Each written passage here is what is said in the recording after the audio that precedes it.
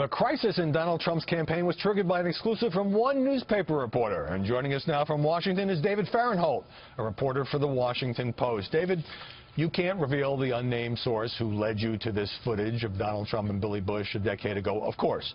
But is it fair to say the person wanted to damage Trump's candidacy? I can't really say anything about the source, and I don't think I really even know. So no, I can't really address that question. You're saying you don't know the source's motivation? Because sometimes newspapers try to at least describe the motivation of somebody who brings in information but doesn't want to be named. In this case, we haven't. We haven't really said anything at all about the source. So, yeah, I can't really say more than nothing. Okay. Can you even say whether somebody wanted this out quickly? Because after all, Access Hollywood had this in the archives, could have dug this up any time in the past year. And when you called Access Hollywood for comment, you had to figure, you might be in a race to break this story.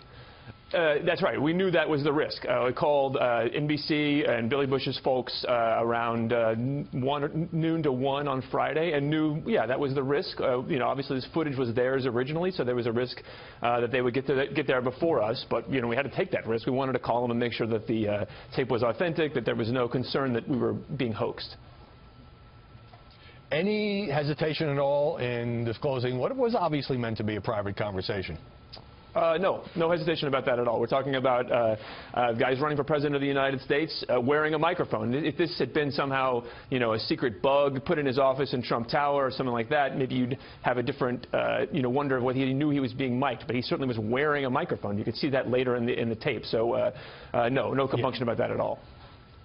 Yes, wearing a microphone, that is a perfectly valid point. Early on the show, we talked about, a lot of past raunchy talk involving Donald Stern, particularly on those Howard Stern interviews, has been out there. Did you anticipate when you saw this that this would create the crisis and the explosion that it has for Donald Trump? Did it seem to you to be sufficiently different from what we have already known about the Trump persona? Well, no, I don't think I would have predicted it would have caused this level of crisis. But I've been wrong basically about every political prediction I've made along the way. I spent 3 weeks writing a long profile of Bobby Jindal last year, so I don't think my instincts should be trusted at all. But what's different about this tape, though, is that, it's not public. That's the interesting thing here, is that Howard Stern, all the things that Trump said on Howard Stern, he says in public. And there's sort of a sense that if you said it in public, it can't be that bad. And also Trump had said, well, when I talk in public, I'm playing a character. I'm doing it for entertainment. This obviously is not a public statement. And also, as one of your earlier guests said, he's not just sort of rating a woman or commenting on a woman's attractiveness. He's describing his own behavior. Whether truthfully or not, I don't know. But he's saying, this is what I did, this is what I do. I think that's what makes it worse. Now, you have broken most of the stories about the finances of the Trump Foundation, leading New York's Attorney General, who's a Democrat and a big Hillary supporter, to recently bring a temporary halt at least, to the foundation's fundraising. The campaign, not that long ago, described you as a biased reporter who is clearly intent on distracting attention away from the corrupt Clinton Foundation. What was your reaction to being attacked that way? And does something like that make you kind of try to redouble your efforts? Well, that's life in the big city. You cover a presidential campaign. There's going to be questions about your motives and about why you're focusing on one candidate versus another. In the case of Trump, this is a guy, as I said, who's running for president. When you do that, you open yourself up to scrutiny.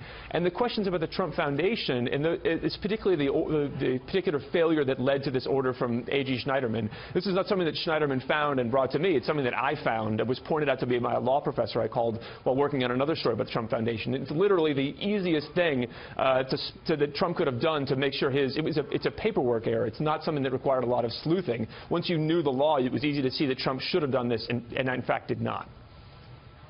I've got just a couple of seconds, but you do all this digging on the Trump Foundation, and now the story you will probably always be known for involves Access Hollywood? Yeah, a bus and an interview on Access Hollywood. I would never have predicted that after I spent all those weeks learning the ins and outs of tax law. All right. David Fahrenthold, thanks very much for joining us from Washington. Thank you.